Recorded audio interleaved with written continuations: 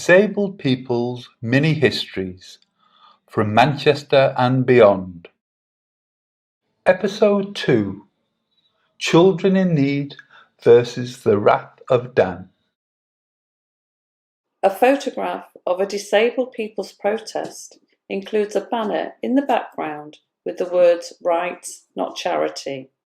In the early 1990s, the battle cry of Rights Not Charity was a key component to disabled people's protests against the likes of ITV's Telethon and BBC's Children in Need. Although often well-intentioned, charities have traditionally acted and spoken on our behalf without the consent or involvement of disabled people. Many disabled people argue that the charities do more harm than good, as they perpetuate the myth of the helpless victim by the language and the imagery they use to raise funds.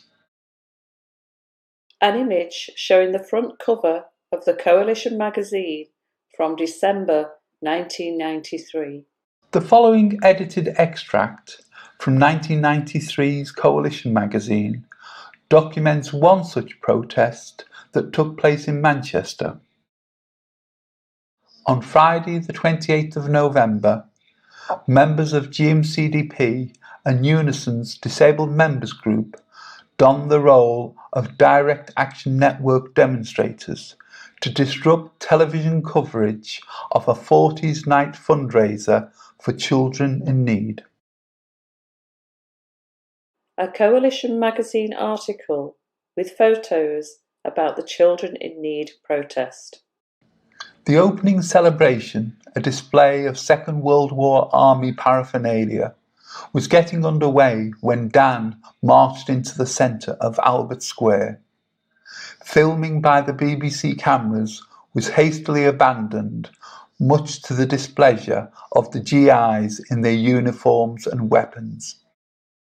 "Do you know how long we've been rehearsing this?" asked one irate soldier. "We've been rehearsing this all our lives," came the response from Dan.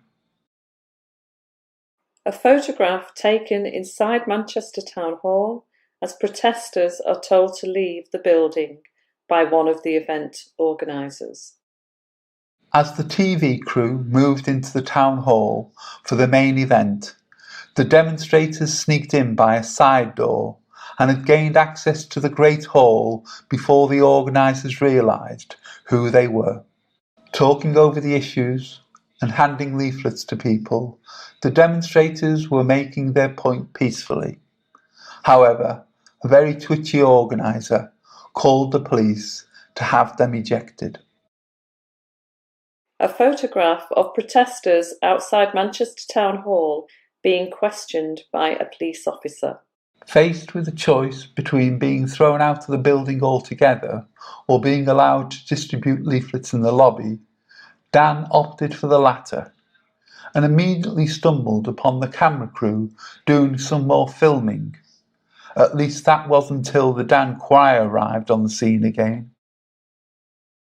A photograph of protesters with placards outside Manchester Town Hall, one of which reads, "Children in need keeps us in need." Dan's parting shot was to form two lines which bemused and nervous partygoers had to pass between, amidst songs and chants of protest. "You've completely changed the way I think about people in wheelchairs," said one of the merrymakers. "Good," was the general Dan response. A photograph of a banner that reads "Dan, Disabled People's Direct Action Network, Rights, not Charity." Postscript.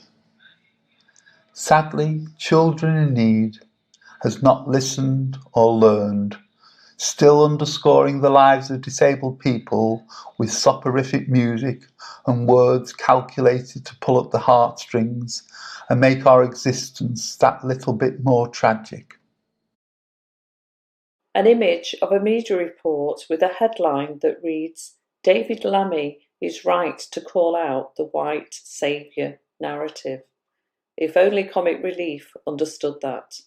But the public's attitude towards how charities portray those that they seek to help is beginning to change. A case in point is the recent furore over the white saviour narrative that underpins much of how Comic Relief reports on its outreach work in other countries.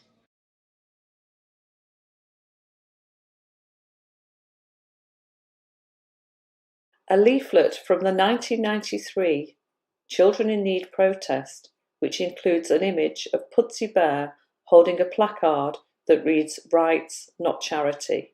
Disabled people's organisations are still campaigning and waiting for that moment when society realises that what we need are rights and equal status, which will never be delivered through charity. This film has been made possible due to the funding by Manchester City Council and the ongoing support of Archives Plus at Manchester Central Library. This is part of ongoing work by the Disabled People's Archive at Greater Manchester Coalition of Disabled People to document and preserve the history of the disabled people's movement in the UK and the individual trailblazers within it.